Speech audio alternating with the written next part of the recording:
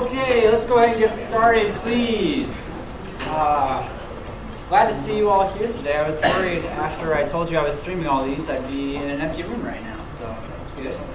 I have a few announcements to start out with. First, just a couple reminders. If you haven't already, please pick up that Xi book and start doing those activities. Those aren't going to be due. The first due date is not for another week or so. It's on the calendar. I don't remember the exact date, but you will need to get that sooner or later. Also, the first homework assignment has been posted. I just posted it today, actually. So it's on the course website. I'll post it up on Piazza a little bit later on, too. We actually haven't covered this material. Well, like I said, I'm not doing lectures in class, right? All the videos that relate to this material are already up. They're on the course website. You can go watch them. The stuff's in the Xi book. There is some stuff that's covered on this homework assignment that's not directly in the Xi book. We'll do some practice problems today and on Tuesday that are directly related to this homework assignment. So you'll have plenty of practice before we actually try this stuff out on the assignment. But you can get started on it today. You definitely, if you watched the videos and did the textbook sections, you should already know enough to get started on this thing. Actually, that reminds me, how many of you guys watched the videos? Oh, wow, cool, awesome. So I should start putting ads on those things, huh? Right? Yeah, monetize your lectures. Yeah, exactly. No, I wouldn't do that. Well, maybe I would, I don't know. 10% fee on it. Yeah. Well, we'll see how it goes. That's great. I'm glad you watched them. I hope they were useful. Were they okay? Anybody have any? Yeah, okay, awesome. I know the quality is, not quite where it should be. Particularly the audio. I have spent so much time trying to figure out why the audio only comes out of the left side of the speakers. It drives me crazy. I don't know why it does that. So I am going to fix that eventually. I apologize in the meantime. Please bear with me. I put up a donation link on my Twitch page for a new microphone, and nobody gave me any money, so I'm just going to have to buy it out of my own pocket, I guess. But it is coming, and the videos, as I promised, will get better as we go along. Just another couple of reminders. If you haven't, start trying to look for partners. The lab's going to be coming up probably next week. I'll introduce the first lab. We'll start to get into some of the programming side of things. This homework assignment involves no programming whatsoever. It's all paper and pencil. So find a partner for the lab. And actually, that reminds me, I decided that for these homework assignments, I would like for you to do them individually without a partner. So everybody needs to submit the homeworks themselves individually. For the labs, you can work with a partner. For the programming assignments, you can't work with a partner. Cool? Let's see. The due date you can see up here is actually class time. So if you just want to bring it to class and turn it in, that's fine. Like I said on Tuesday, if you just want to stick it in my mailbox or bring it into office hours, that's fine too. And while we're on that topic, office hours are going to start this Sunday. I'm going to tell my TAs to get started this Sunday. All office hours are going to take place in Brian 316. I hope that's on the website. I'll double check that and make sure that location's on there. Brian 316 is actually a computer lab. So all office hours are going to take place in Brian 316, except for my office hours, which will take place in my office. I'm the boss. Okay. Are there any questions for me about things? About stuff? I don't have anything to talk to you guys about at all. I'm serious. So, any questions? Yeah. I was wondering if you could go over the NOR gate on section 1.5. I wasn't sure how it worked. The NOR gate. Okay, great. Excellent. That's from the Xi book, section 1.5. Let's start with the OR gates. So, I'm sorry?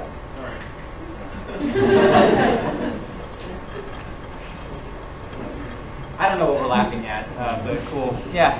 That's a horrible OR gate. Whatever. Let's start with the OR gate, right? So an OR gate has two inputs and one output. Right? And we understand how OR works. We learned about OR in 131 or wherever you learned programming, right? So, I have my truth table here, which we are going to talk about quite a bit in class, right? If these are my inputs, then my outputs, of course, will be like this, right? So how does a NOR gate operate? A NOR gate looks the same, except it has this little bar in front of it to indicate.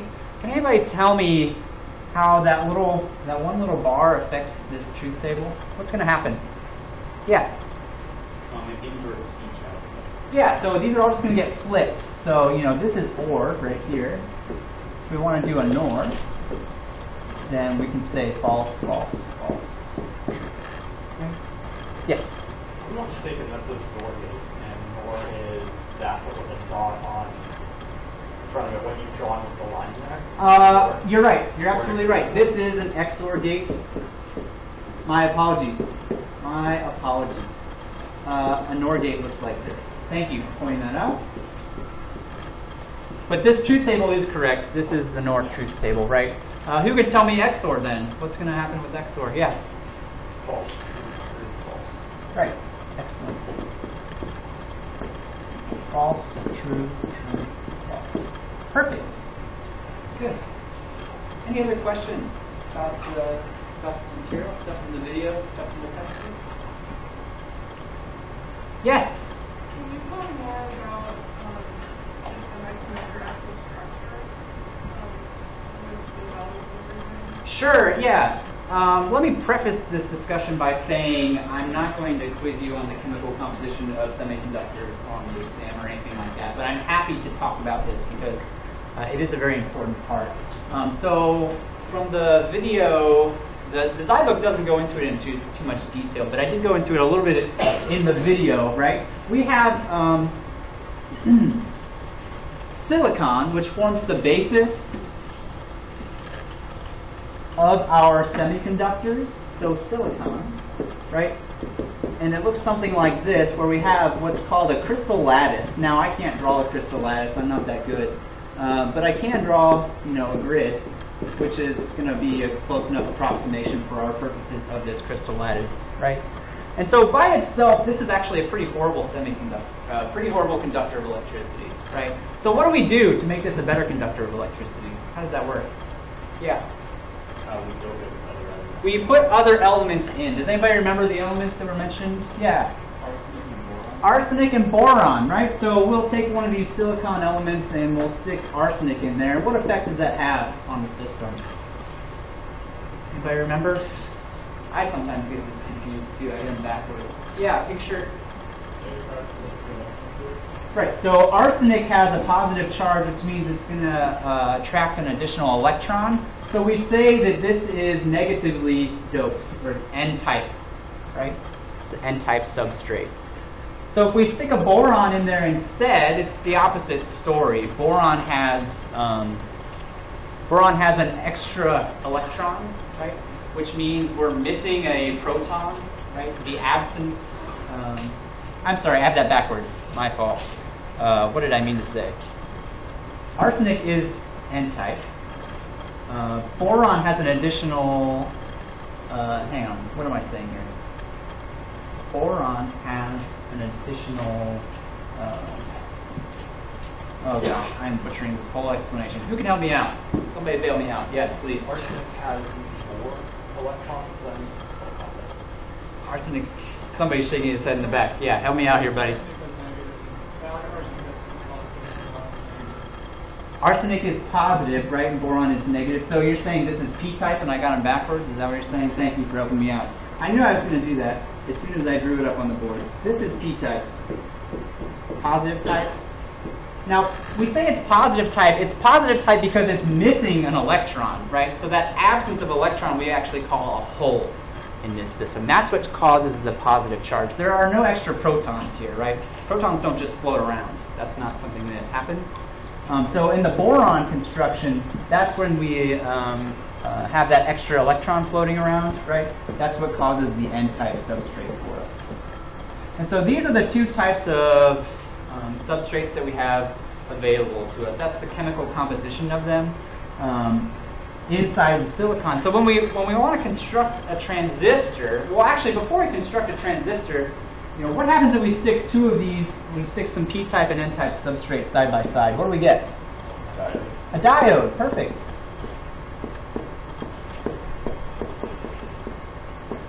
perfect. And this is not a circuits class. So like I said, this is probably not going to show up heavily on an exam, but it's still good to know, right? So we have a diode here, and diodes restrict current flow to only one direction. Do you remember what direction it's going to flow in potentially? Yeah. P-type to N-type, right? And when is it going to flow from P-type to N-type? Under what condition? When P-type is higher voltage than N-type, right? Electrons will start to flow across that diode. If N-type is higher than P-type, we call that reverse bias, and it's actually blocked, right? It's a one-way street in the direction of the arrow. Yeah?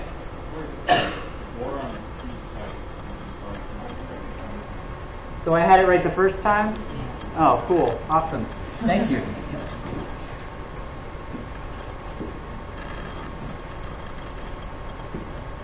Thank you for looking that up. I'm not going to change it again, even if it's wrong. Yes. All right. The main takeaway here is N-type and P-type, right? That's really the important pieces of these transistors. So when we want to construct a transistor, right, we start with this base substrate, which will be either N or P, right? So maybe if we start with P-type. And then we put these little wells in there of the opposite type. So we have two little wells of N-type. What are these little wells called on the transistor? If we look at a diagram, we call those what? There's three inputs, you could say, of sorts to a transistor, and these comprise two of them. What would they be? Yeah. The source and the drain. Source and the drain, yeah, exactly. What's the third one that we're missing? The gates. We need a gate up here, right? So there's some kind of a gate, right, in between these two. Right? And so then when charge is applied to the gate, or in some cases not applied to the gates, we get a channel that forms between these two, and it basically flips this from P-type to N-type. Right? Do you remember, in this case, do I want to apply charge to make the channel or not? What type of transistor is this? N or PMOS that I've drawn up here? It's NMOS. So on an NMOS transistor, do I apply charge to the gate or do I not apply charge to the gate?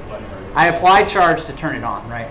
So when I apply charge to this gate, it forms this channel between the two N wells, and now current can flow through. When I remove the charge, when I put this to ground, this channel disappears, and it's effectively two diodes that are reverse biased, so nothing can flow through that particular transistor. Right? There is a lot more that we could talk about with transistors. I'm going to save that for your physics and circuits classes. I don't want to get into much more detail than what we've already covered here. Right? That's about as far as we need to go for our purposes. Are there any other questions regarding that? Okay. Excellent. Any other questions about anything? Anything at all? All right. Well, I did bring some practice problems for us to work on. So we can start diving into the... Oh, question, yes? For homework 1, you're supposed to convert some stuff from binary to decimal and show our work. Do you want us, Yes, thank you. I want you to show your work, and what I mean by that is I want you to show me, the actual arithmetic operations that you have to do to convert from binary to decimal. What I'm trying to avoid is you going online, finding a binary to decimal calculator, plugging the number in, and then writing it down on a sheet of paper, right? I want to see you work through it step by step and show me that you know how to convert it. Because you won't have access to a converter on the exam, for example. That's what I'm looking for. Good question. Any other questions before we dive into some of these? All right, cool. Well, let's try some of these out. What I typically like to do is I've got 4 or 5 slides of review questions. I'll give you 5 to 10 minutes to discuss these with your neighbors. Do I have any of my TAs here today? Yeah, Isaias is up here, so he'll be around if you get stuck on something. I'll be around if you get stuck on something. Please flag one of us down. I didn't even see you there, man. Sorry. My bad. So yeah, flag us down if you get stuck, and then I'll get your attention in a few minutes, and we'll go over the answers. So here's the first set of review questions. They get harder as we go along. At least that was my intention. So take a few minutes, talk to your neighbors, and then we'll go over them together.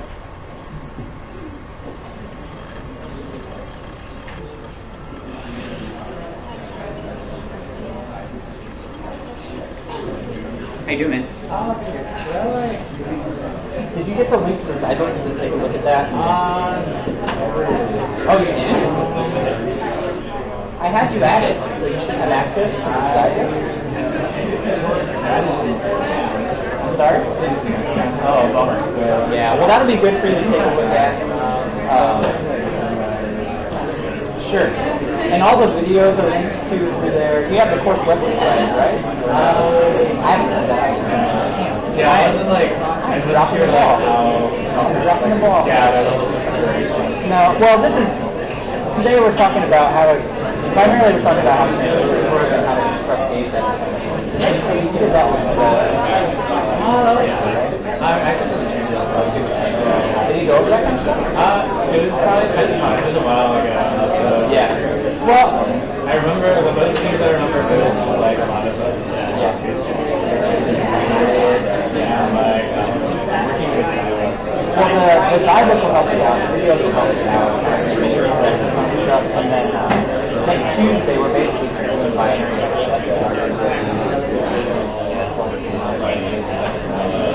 Hopefully, you got that stuff down. Also, Yes. I think you mentioned that. Yes, we need to have a conversation about that when we start grading things. Okay. That's all I'm worried about. All right, graders. I didn't know she was going to do this. Although she told me she wasn't. No, I don't know. But she ain't grader stuff. That's what all. That's all I care about.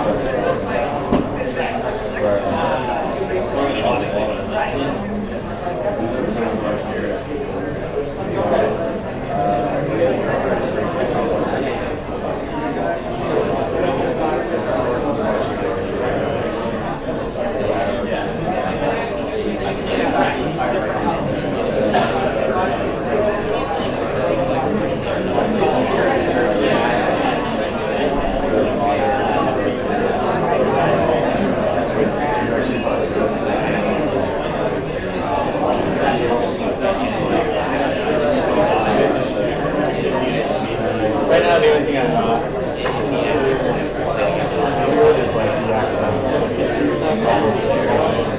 Yeah. Everything else.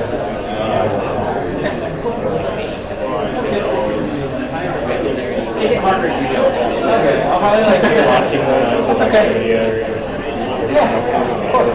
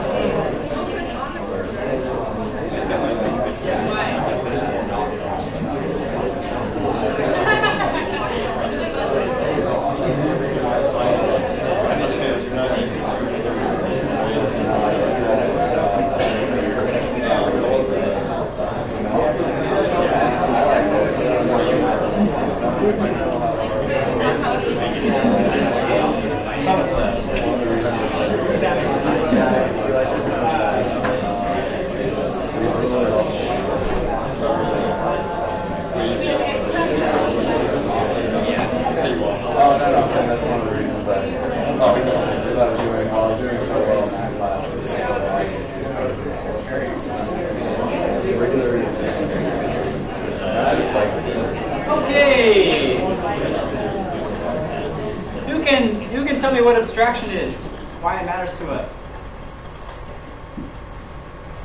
Yeah. Abstraction hides the physics that we don't want to deal with. I like that answer, actually. Yeah. Abstraction hides the physics, like the stuff we were just talking about, so that we don't have to worry about it after today, right?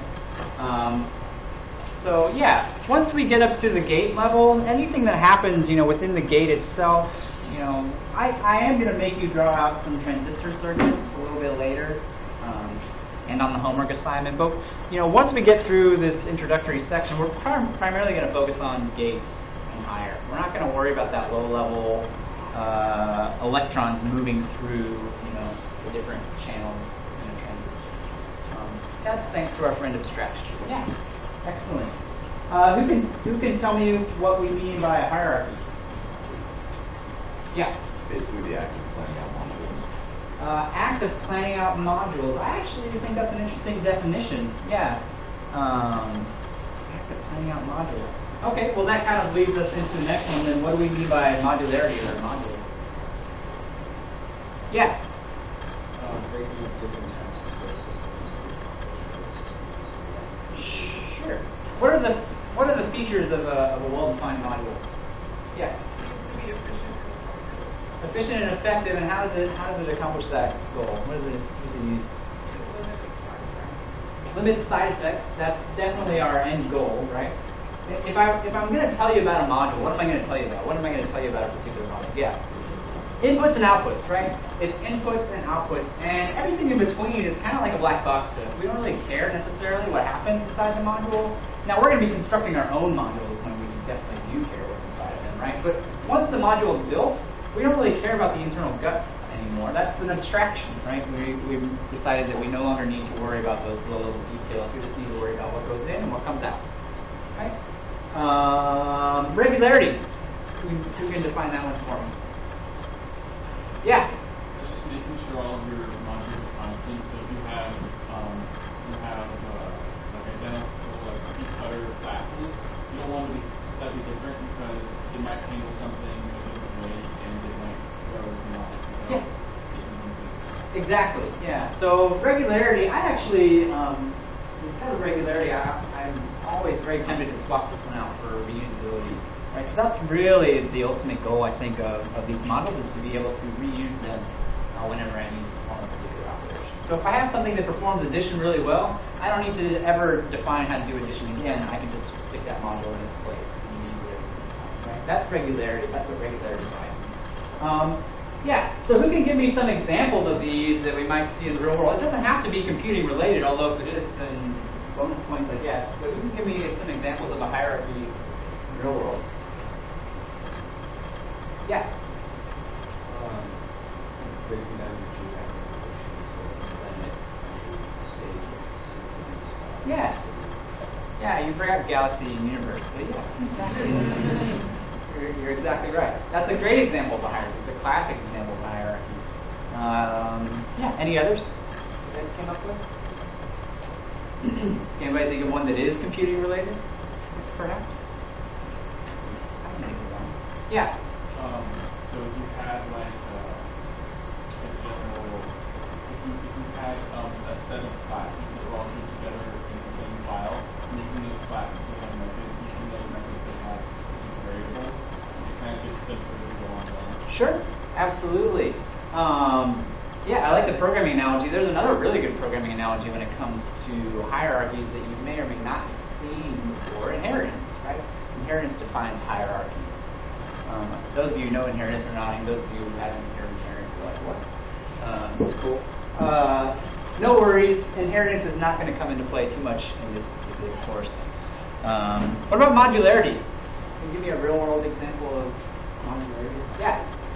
The simple one is that, for example, logic elements like AND or XOR, etc., are all made out of much smaller transistors that you turn them into these small materials. We don't have to deal with the individual small components that get converted to one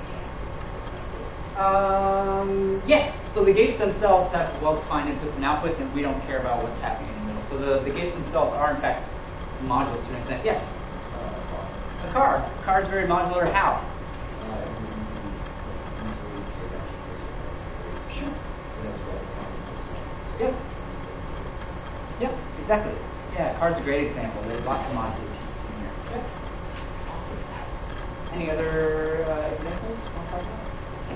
Fantastic. What about regularity? Yeah.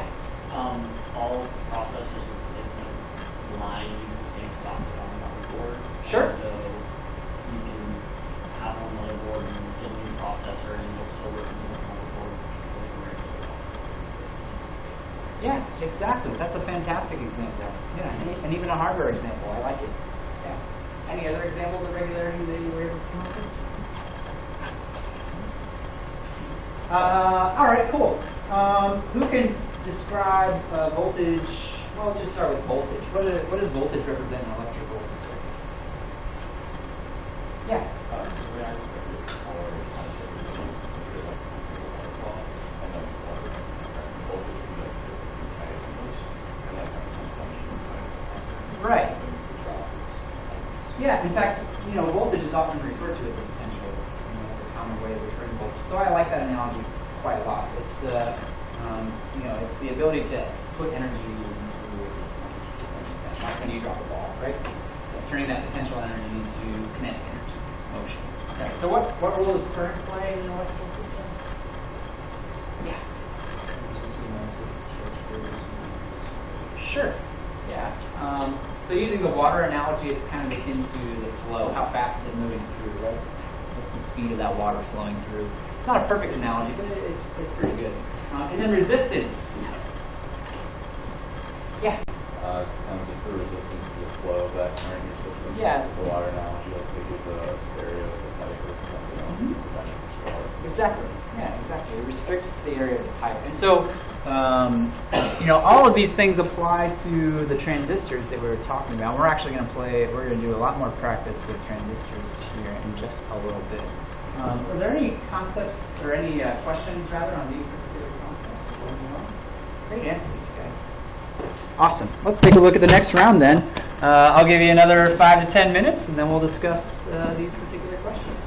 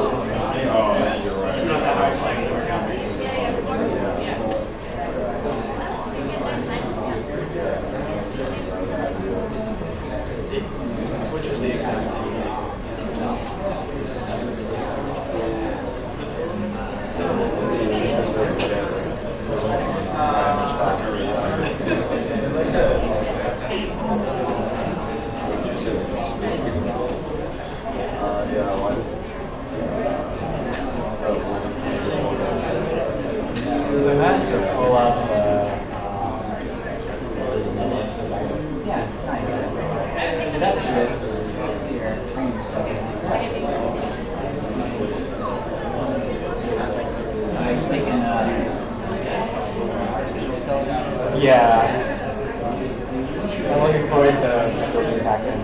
This is already it. Okay.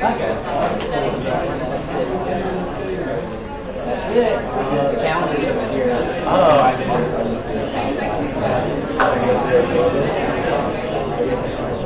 Yep. Yeah, it's all mapped out for the whole semester. And so I'll post the videos, you know, ahead of time. We'll get into Boolean algebra next week, Morgan's law, all that good stuff. Do the other TAs know from two? Some of them do. Okay. I think there's only like maybe one other person. All right. Just fine. It's been Yeah, I like that.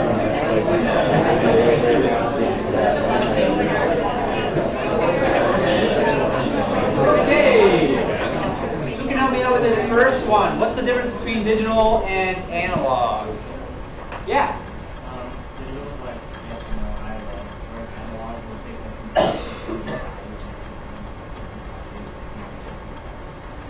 So I love your definition of analog. Your definition of digital was really close, but not quite there. Yeah.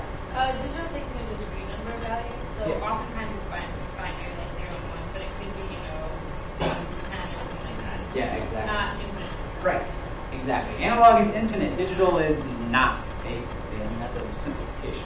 Yeah. Is there a hardware difference between digital and analog circuits? Or just based on the So you, as a circuit designer, would have to then make sure you regulate the circuit to be either analog or digital, right? The laws of physics don't care whether you intend something to be digital, right? It's based on the inputs of the circuit. Yeah. An analog circuit, basically anything that doesn't contain logic gates. So, a classic example might be, well, actually, the example circuit that we did on the video was an analog circuit, technically.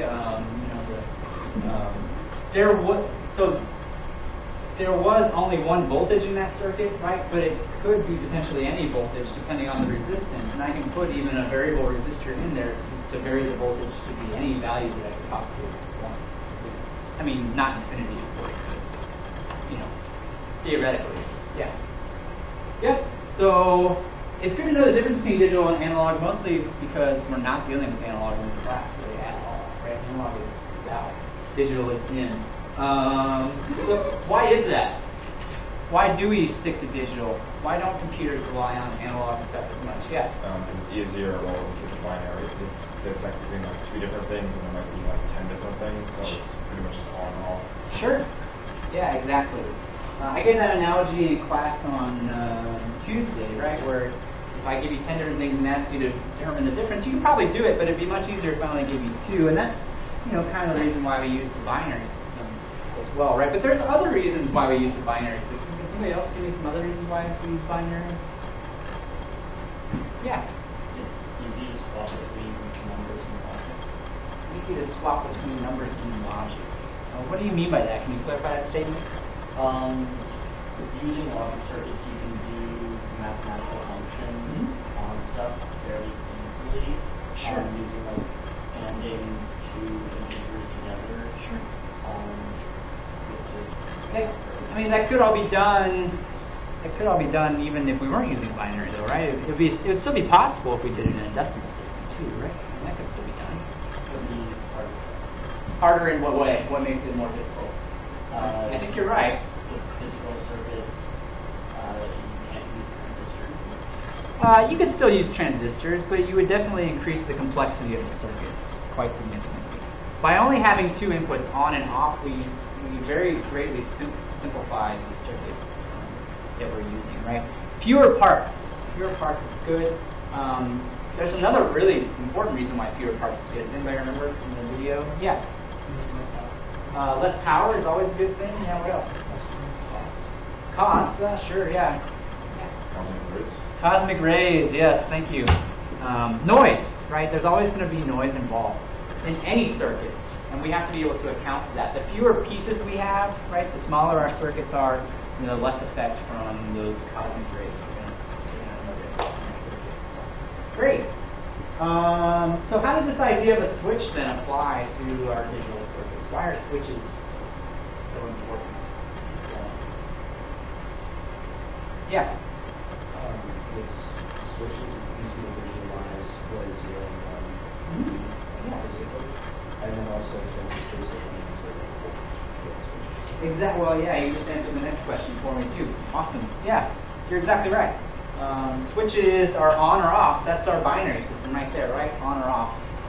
And so this last question, we had different types of switches available. We're all used to the switches on the wall, right? Turning lights on and off, throwing light switch raves, that whole deal.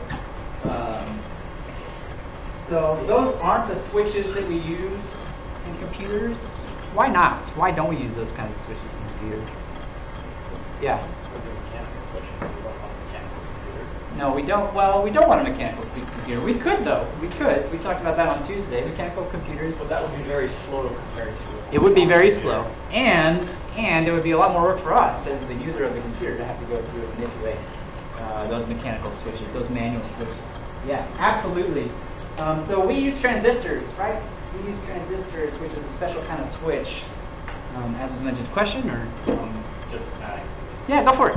One, there are other voltage control switches that relays we mentioned there, but the reason we use transistors rather than relays is because relays are much slower and they are usually used for higher voltages. And transistors give very low voltages inside of computers. Yeah, you're exactly right.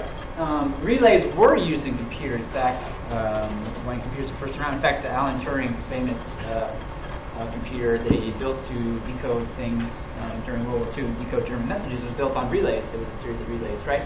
So that's definitely possible as well. But great point. Transistors are more reliable and better suited for the task than relays. Yeah. Excellent. Anybody have any other questions, comments they'd like to have before we move on to the next one? All right, cool. Let's take a look at the next one. Yeah, so these deal more with transistor stuff. Let's see. We actually already did this one, didn't we? Describe what transistors are made out of and how they're made. We pretty much did that one. We pretty much did all of these, actually. So let's do this one instead. Take a few minutes, take a look at these, and we'll go over the answers to these in just a little bit.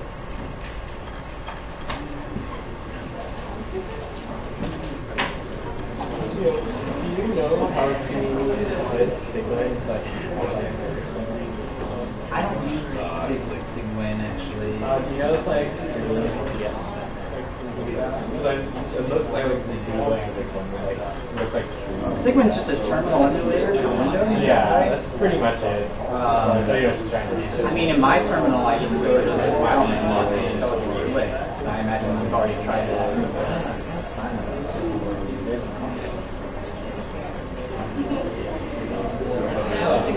Yeah, I'm sorry. Like kind of Just get Linux. Just get the real thing, man. It's a Windows machine. I can't run games. Any machine can be a Linux machine if you try hard enough. I can, yeah. I can go through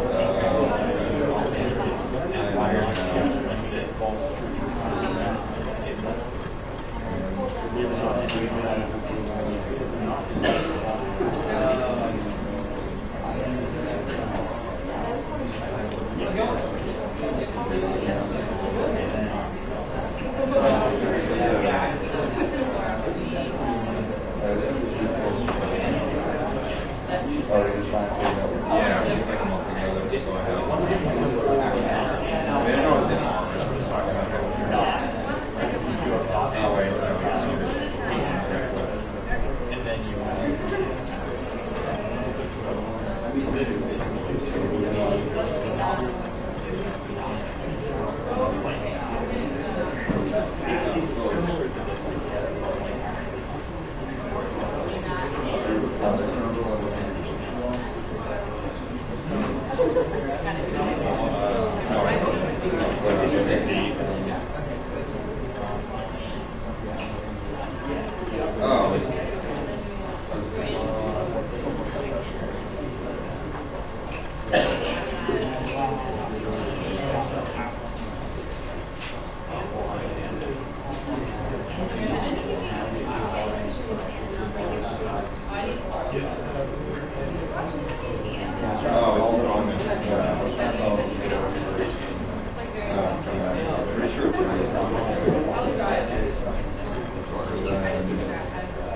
N.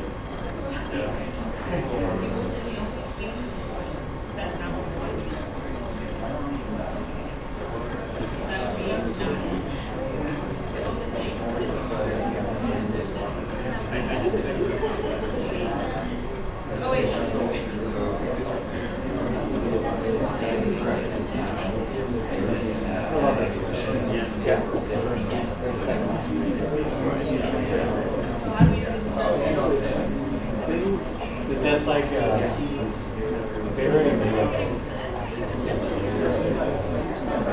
and she just at the end of the day, can't she just like everything down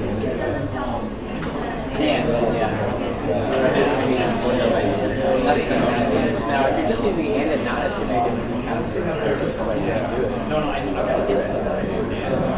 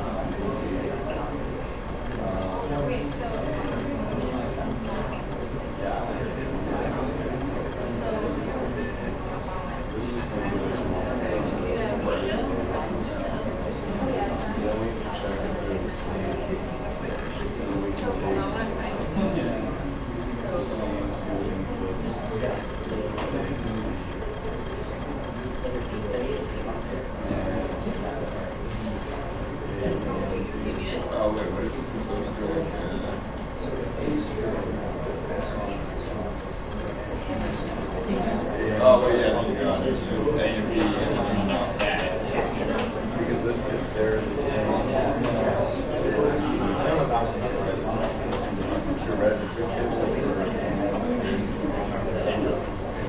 You did get my invitation for Piazza, right? No, the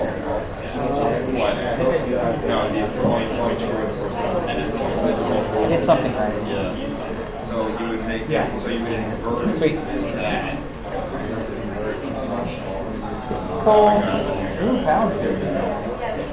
That's where the new is. It would be, oh, you could invert. I've heard of him. I've heard stories. I heard that he ended up teaching 131 while he was still 200. Yeah. I heard he's an interesting person. He's a good guy. His founder is Their security, I mean. yeah.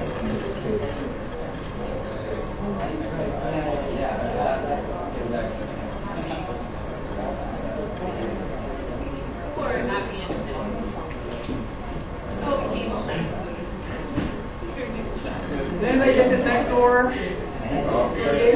Anybody get this next door circuit? Want to come up and put on the board? Oh, The XOR circuit using ANDs, ORs, and NOTs. Did anybody get it? You got it? Well, that wasn't the question, but it's good. Well, I mean, just NAND is NAND and NOT. Right. Yeah. But we haven't got that far yet. Come on. Come on up if you want. Yeah. Did anybody get one of these two? Anybody get this one actually? This one's probably easier. Anybody get this one? Or get transistors? Nobody? Not going to put it on the board?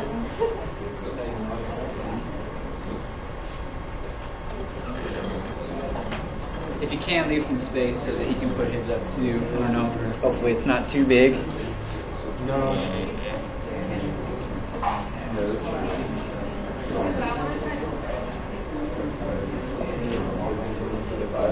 Would you like our solution for XOR as well, or just? I'm sorry? Do you want our solution for XOR as well, or just? Just do OR. Just do OR. XOR gets a little bit large, not super large. Just do OR.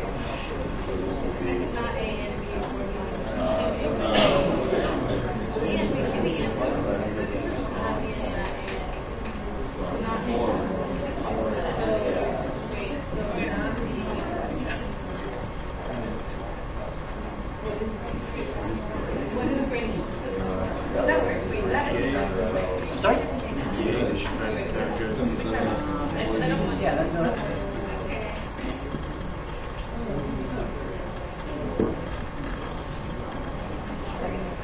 Thanks. What's your name again? Patrick. Patrick. Nice to meet you, Patrick. I was in the 131. Yeah, I thought so. I thought I recognized you.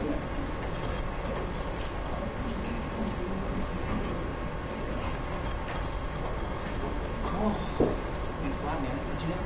Peter. Peter? Nice to meet you, Peter.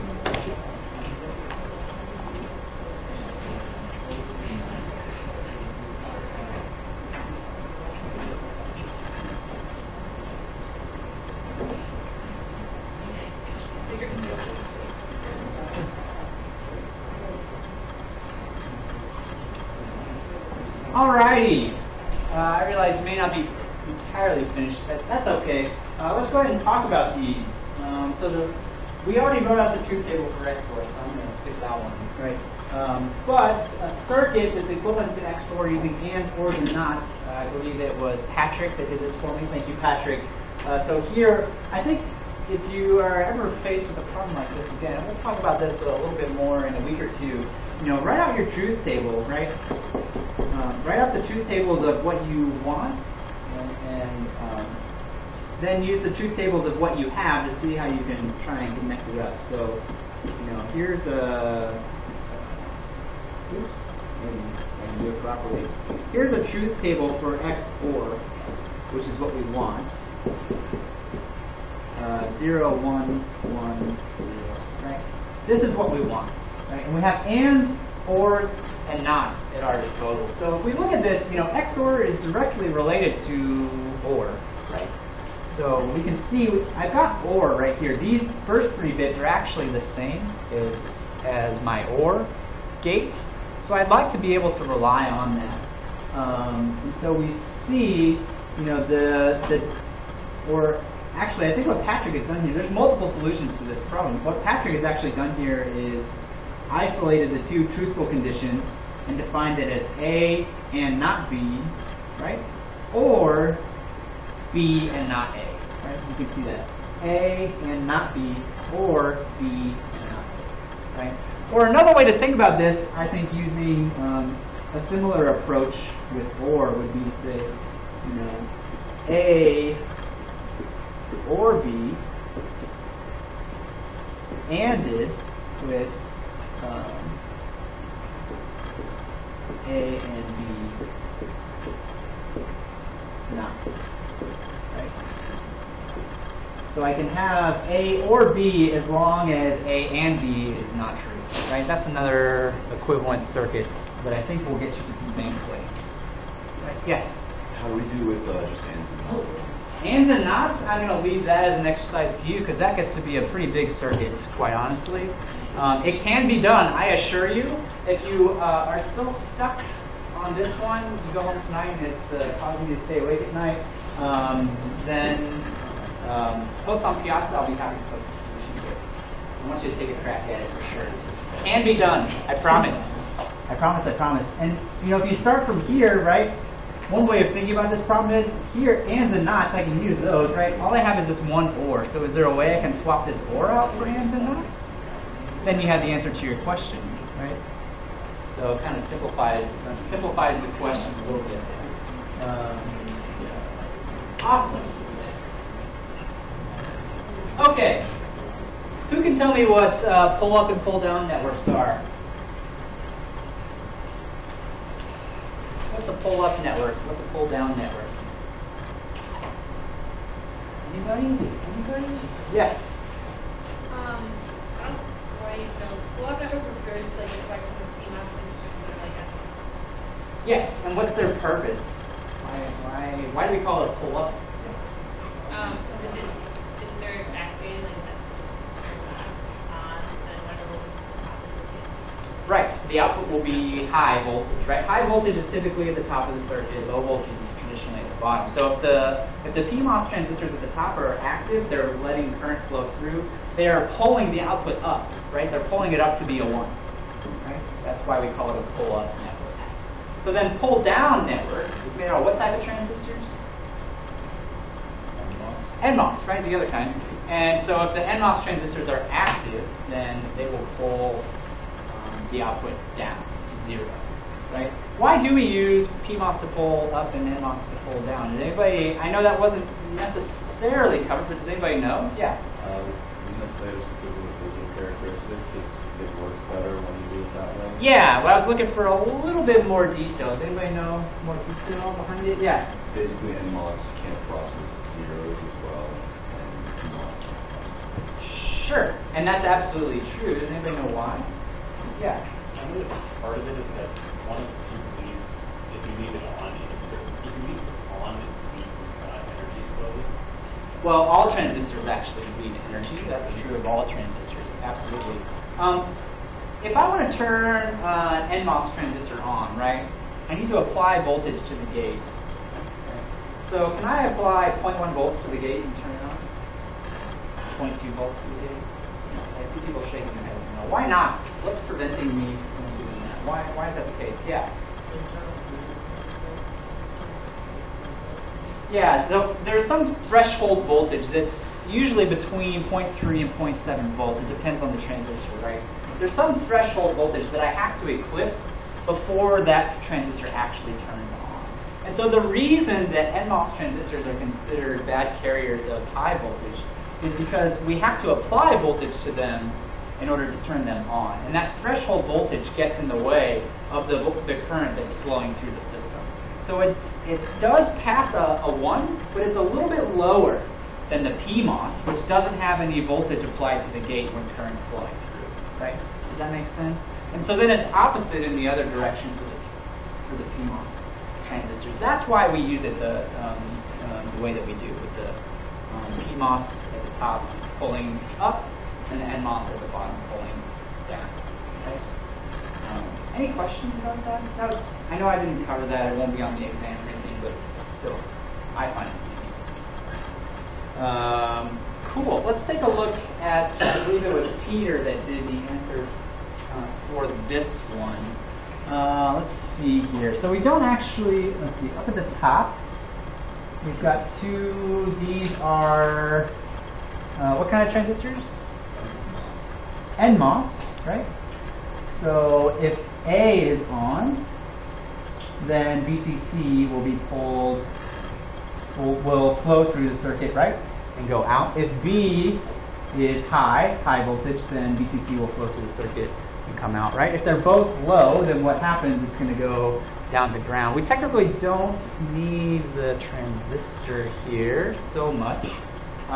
This works. However, we don't have our pull-up and pull-down networks, right? We got, it looks like a pull-up made out of NMOS, which is kind of what we just said is not traditionally what we would like to do, right?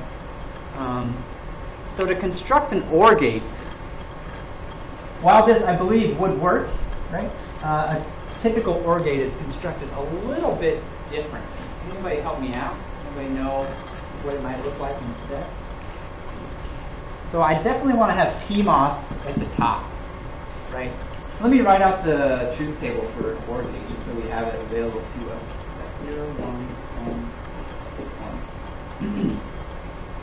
1. Right? So when things are low, we want it to be ground, right? When both inputs are low, we want it to be grounded. We want nothing to be flowing through our particular circuit, right? So we have kind of a problem with a PMOS transistor, right? Low turns it on, which is going to allow current to flow through. That's actually not what we want. So that's kind of an issue. And then, for the rest, if something goes high, we want it to actually be on, which is another problem. For PMOS, right? For PMOS, if it goes high, it turns it off. So that's not really what we want either.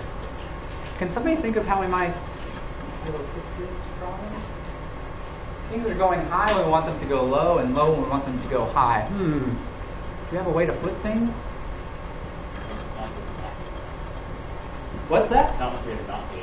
Yeah, we've got inverters, right? We've got inverters at our disposal. So an actual OR gate will include an inverter. So does anybody remember what the inverter looked like?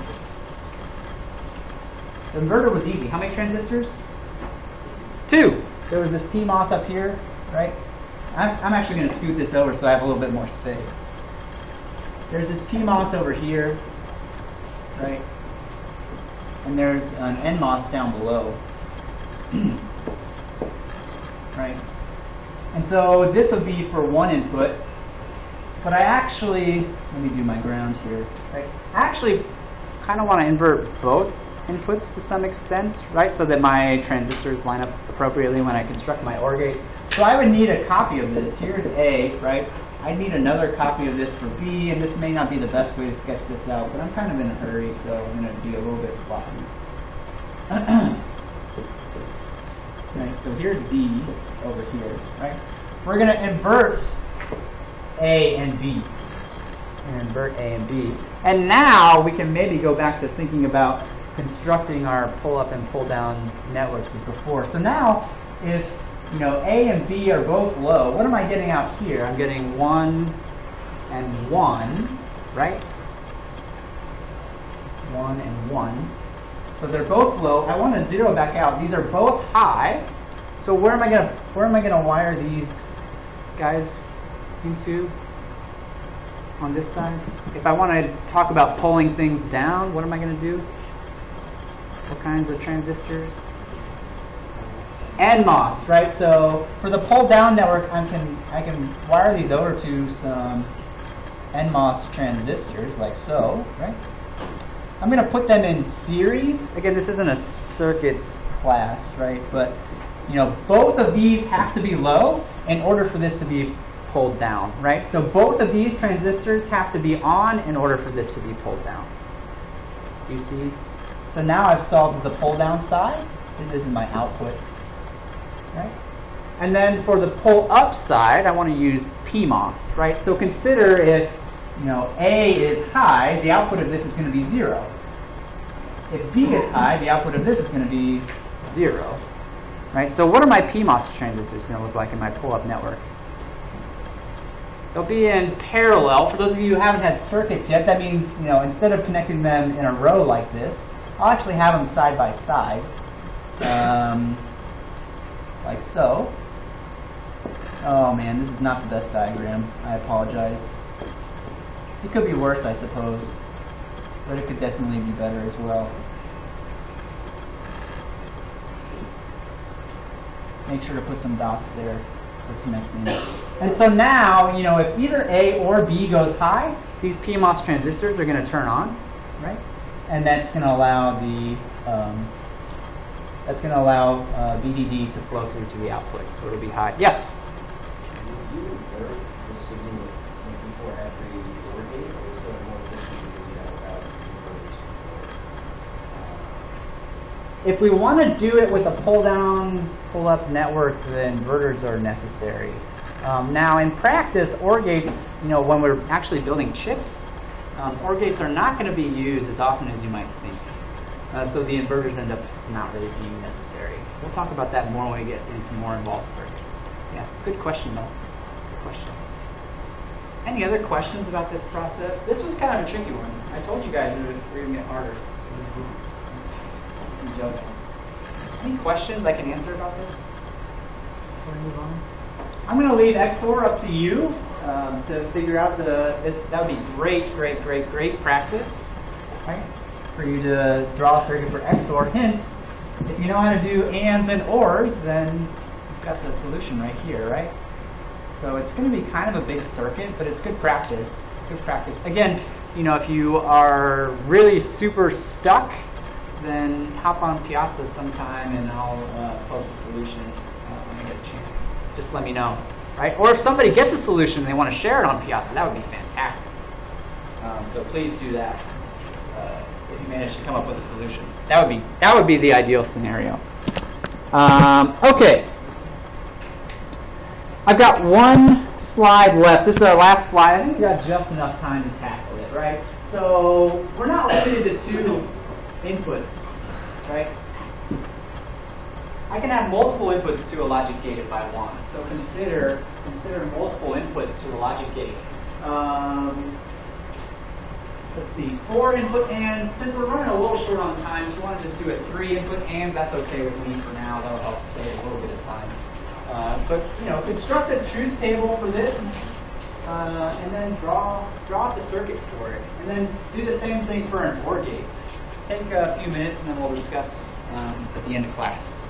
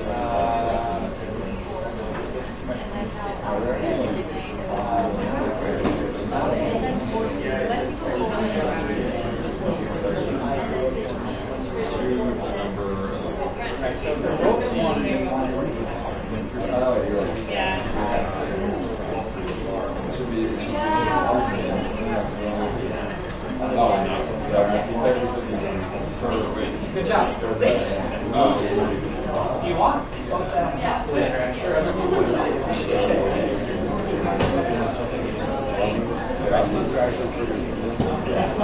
It's only one once.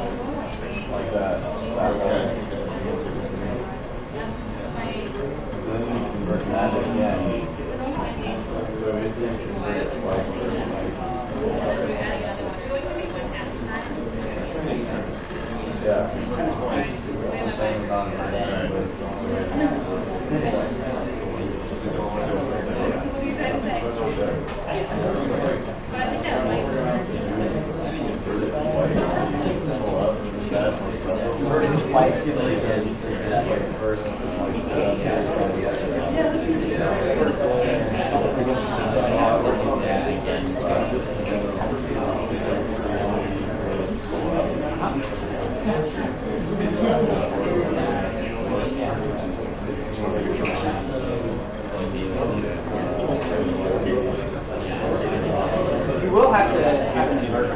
At least one. My advice to you is if you can, is always to look at how the two can work. That was on the side. You have to that would help you. And then you can figure out what you can do to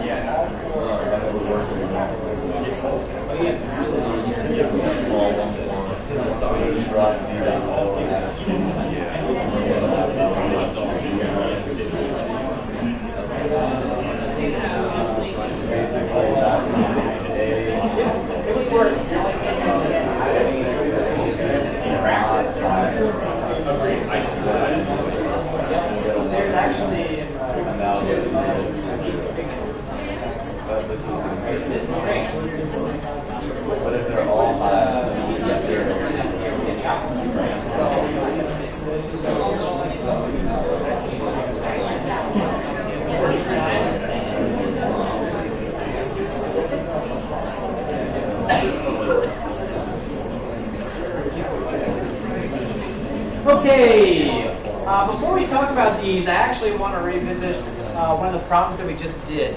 I was waiting for somebody to call me out on this, and nobody did. There's actually an easier way to do this. Anybody think of an easier way to draw this circuit? Yeah. We can put the inverter on this side, and then we only need one of them. We don't need both. So let me draw it just to show you. I don't need both inverters. I can actually get away with just one. You know, I wouldn't have counted you off for this on an exam or anything like that, but you can certainly stick the inverter out here, right? Here's my PMOS, and then here's my NMOS connected to ground. Oops, which I can't draw. And then here's my output C. This should be equivalent, and we get rid of 2 transistors and declutter the whole thing. So that's kind of a better way of going about it. In fact, if you ever need to invert something for some reason, it's usually going to be better to do it on the output since there's only one, right? Usually, than on the inputs, right? So that's kind of a neat little trick to pull. And so with that in mind, I'd actually kind of like to start with the second one, because I think that makes this second problem a little bit easier. What do I have to do to this circuit to make it 3 inputs instead of 2? What do you do? Yeah. Put a third of each of the 2 things that you have currently. Right. So I just need a third one here, right? A third PMOS, like this, and then another NMOS snuck in down here, right? Done. Nailed it, right? So that's not so bad. For the AND gate, what did you end up doing for an AND gate? An AND gate, the three input AND gate is actually also kind of related to this circuit. What do you do for a 3 input AND gate? Yeah.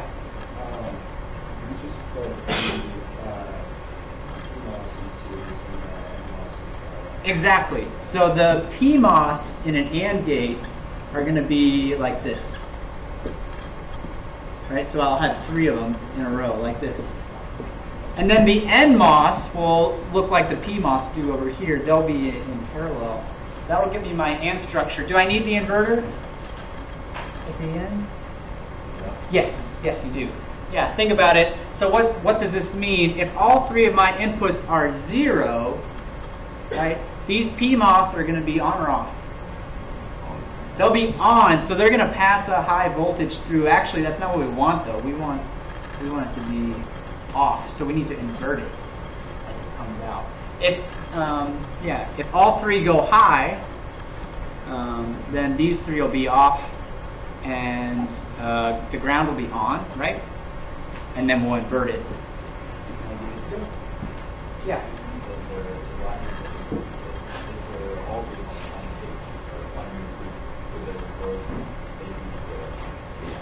I'm sorry? What do you say? Is there all people or now? So this, everything from here to the right is an OR gate. This is an OR gate. But I'm thinking Did I do something wrong? actually, What did, in the Zybook, that is the exact structure of the AND. what did I do wrong? I did something wrong. You can't just. Oh, I'm sorry. I know what I did wrong. I can't put the inverter over here. Yes. I can put the inverter over here if I do it like this. I got them backwards. Yep, sorry about that. Thank you. All right, this is the AND gate. My apologies. This is the AND gate. Since I moved the inverter over, thank you. I have to then split these up into parallel instead of in series, right? The way I had it before with the 2 inverters on the inputs, this would have worked for the OR gate, right? Would work. That's an interesting point. We'll actually see why that's the case when we talk about Boolean algebra next week. Are there any questions for me? If you have any questions, if anything was confusing to you today, please do not hesitate to ask on Piazza or come to office hours this weekend and next week.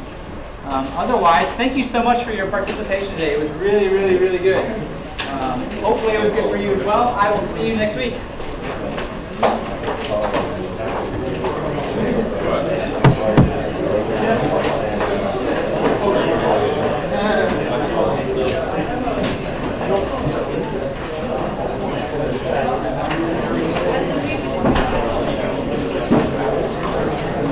Just a quick question about one of your lines.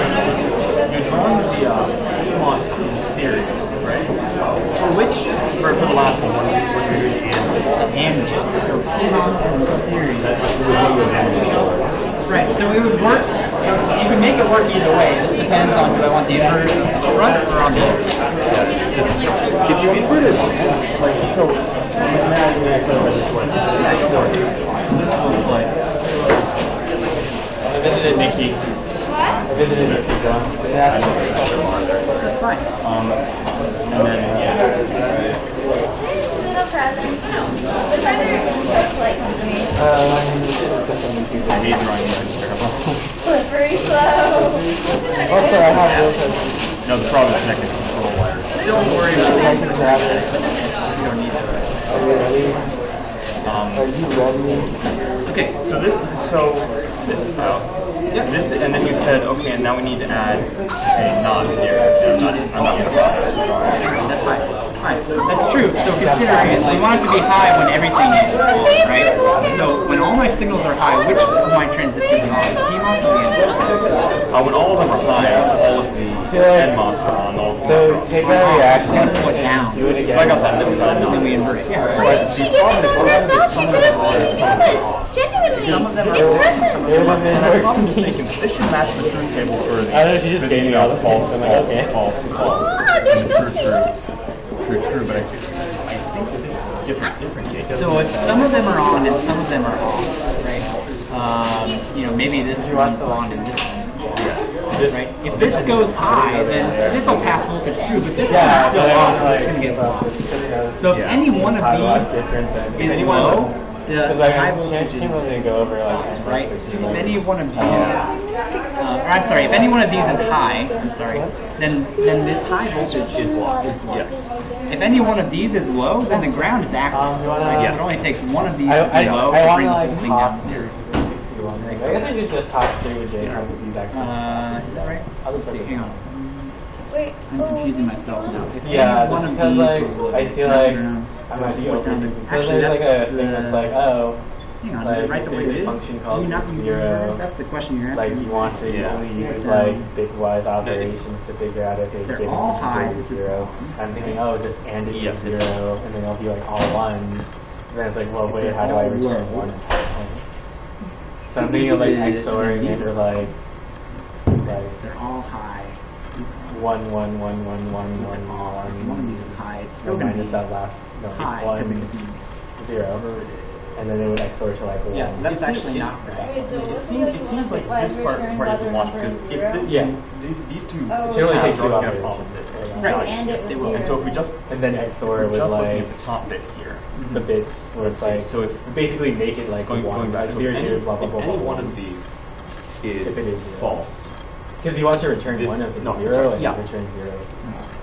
if any one of these is true, then the output Like, is, I feel like I might be overthinking because the But thing if is, any one of these, zero, wouldn't that just? if any one of yeah, these you all is true, ones. This But then is that's low. like Well, you know Not it's one. one. You're gonna This not might Yeah. actually right? be high. I think this might actually be not or. zero. I'm sorry. Couldn't you do? And Couldn't you and it with zero, which will give you either zero or one. just doing the. I mean, it would Sure. give me Let either me talk to all- these guys and I'll come Oh, yeah, and check sure. on you in a minute. What's up? So for the Zybook, I signed up using my Gmail instead of my email. Is that common? I think so. Yeah. Will I be able to tell it's you, or is your Gmail something? It weird? has my name. Okay. Yeah. As long as I can tell it's you. then Okay, just want to make that's sure. all that matters. Cool, thanks. Yeah. So there's the three. What? Oh, I just think I figured out the XOR gate. Oh, I great. just actually can do the same. Yeah. The XOR gate with. Yeah, because you just you do not. Yeah. Got it. Good job. High fives. What's yours? What The is yours? Morgan's law. Yeah, De Morgan's in it. We're gonna talk about that. Oh, soon. interesting. I did it differently. Oh, how'd you guys do? How'd you do it? I did it. I'll grab mine. I actually got to use De Morgan's at my internship, That's but it was exciting. like not really to do anything special. It was just to like make code cleaner because it was annoying me. I mean, I that's changed the it to whole a 3-1, point. so it's easier That's to the whole test. point of Boolean algebra. Yeah. No. It's greener. I mean, it should be the same even for a 2. Like it was great. It wasn't like, to be honest, my motivation wasn't like, oh, I should make Both the of code these cleaner for are general code, low. like better The standards. high's It was gonna pass like, through and the I'm not. annoyed with working with this code. These You will can do both this be in off, like right? So ground. like half of Both these of them are high. operations. I'm These just will gonna both use be this. off, It's and these will be equivalent. on. So it definitely works if they're both high or they're both low. We get the power. Yeah, Right. The like- question is if it's in between. The If thing is, it's yeah, one or because the it should be other, ending what on the happens? bits. So. So like it would be like it wouldn't end up as One and it one would end up here, being then like one an of these will be maximum number you off. would get because all the bits would be on. Right. Which So is why this I would won't like get. XOR with So something if it's that's like 1 0, this all will the get ones through, and except this for will. one And this that will, are so it'll equal actually to turn it zero. on. So this is actually Make an it OR equal. gate, right? Oh, Not- I see. But then it's like, well, then how do An you AND make gate it would be zero? these It's like zero. not, I believe. Yeah. Well, That was what I was Those are asking. two operations. Because the one I showed you on my paper seemed to work, but it was the reverse. It was having the NMOS in series and the PMOS in parallel. So I think that was upside down. You can do it both ways, right? So if I do it like this, my inverters need to go on the input side. Okay, that makes sense. If I do it the other way, then my inverter goes on the output side. That was the same mistake that I made with the OR gate. Does it actually need an inverter? I'm not. I guess it depends, think on it which, does. depends on which gates you use. I think it If you go with the does. standard PMOS at the top. So to make an AND or an OR, you need an inverter. If you leave the inverter off, you actually end up with NANDs and ORs, which is why we actually use NANDs and ORs more often than ANDs and ORs, because they require 3 transistors. Well, then this must be wrong because this doesn't use an inverter, and I was thinking it was an AND. I was telling you needed an inverter. Like I was telling you that you May I have to Do you mind if I go through this one for a second? No, go for it. Yeah, I don't think that will like really work. Just pack my stuff up while you're doing that. What's your name again, man? David. David. Nice to meet you, David. Nice to meet you as well. I will try to remember that. I can't make any promises. It's fine. I'm awful with names. I can barely remember my name some days.